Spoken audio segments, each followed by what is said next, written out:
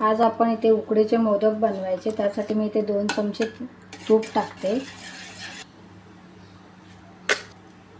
गूळ 3 चमचे टाकते, कारण आपल्याला आंब्याचा वापर करायचा आहे म्हणून मी गूळ कमी वापरते.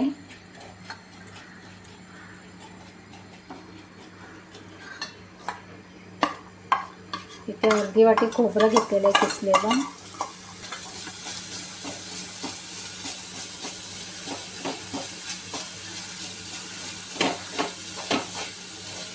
आंब्याचा पल्प वापरते.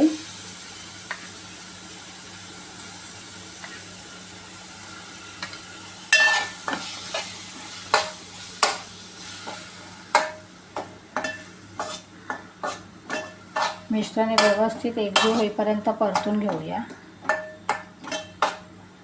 पाव चमचा वेलची पावडर टाकते. हे मी सारण आंब्याचा वापर करून बनवलं आहे. आंबा वापरून बनवलेलं सारण तयार आहे. मी आता गॅस बंद करते.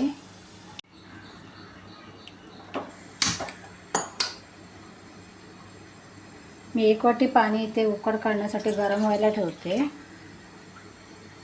थोडंसं त्याच्यामध्ये मीठ टाकते, एकदम थोडंसं टाकायचे. तूप टाकते अर्धा चमचा. पाणी उकळलं की आपण याच्यामध्ये तांदळाचं पीठ टाकायचे.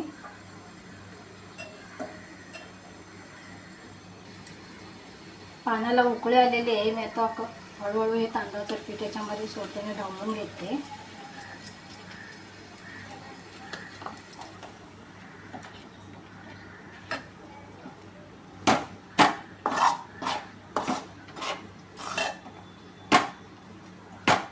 पीठ चांगलं एकजीव करून घ्यायचे.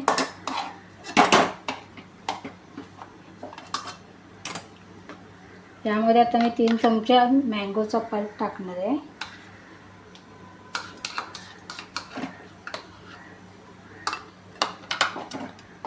व्यवस्थित मिक्स करून घ्यायचे.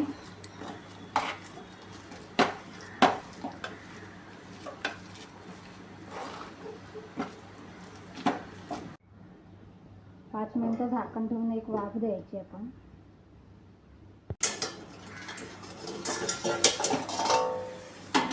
एक वाफ चांगली आलेली आहे. पीठ आपलं व्यवस्थित शिजलेलं आहे. आता मी गॅस बंद करते.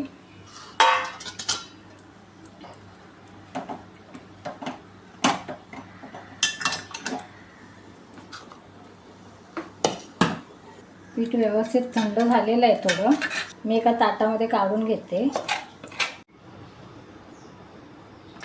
पीठ थंड झालेलं आहे. हाताला जरा तूप लावून पीठ मळून घेते.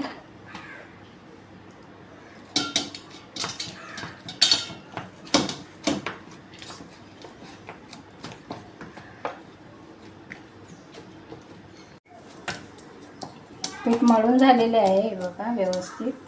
मोदक बनवून घेईपर्यंत आपण इथे पाणी उकळायला ठेवूया.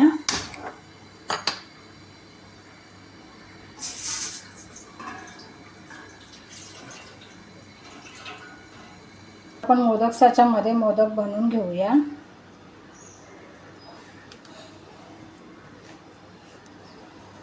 पीठ व्यवस्थित सगळीकडे असं पसरवायचे. बोटाने असं प्रेस करायचे.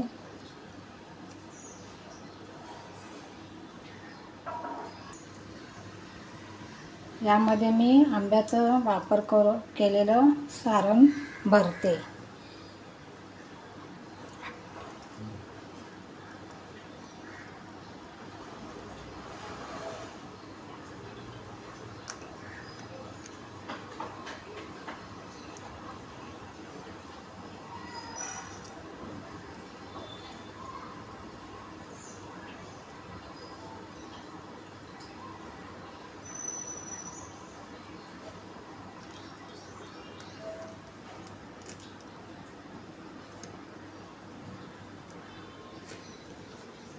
अशा प्रकारे सर्व मोदक आपण बनवून घेऊया.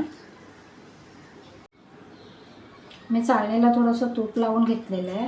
आता आपल्या इथे मोदक वळून झाले. पाणी पण गरम झालेलं आहे. मोदक सगळे चाळणीमध्ये ठेवते.